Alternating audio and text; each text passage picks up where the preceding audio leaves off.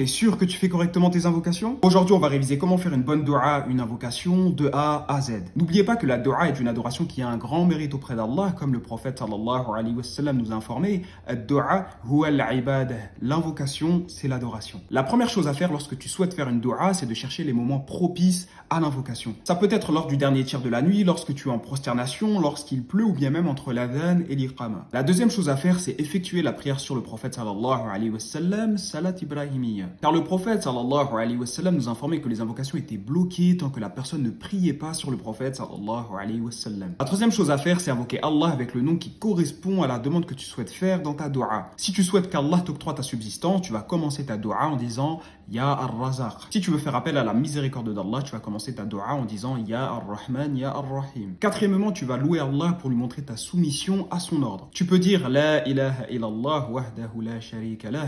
Lahul mulk wa lahul hamd, yuhi wa yumit wa huwa ala kulli shay'in qadir.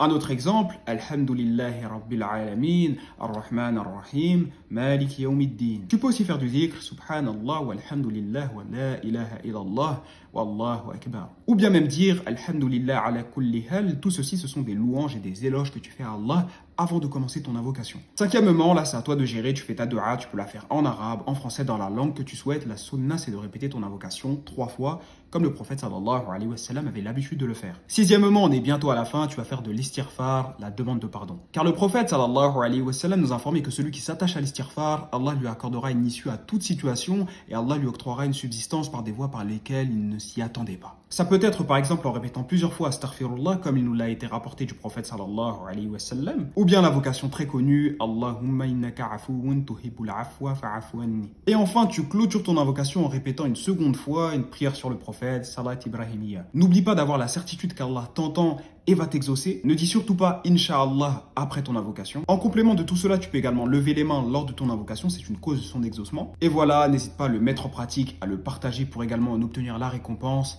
Et assalamu alaikum.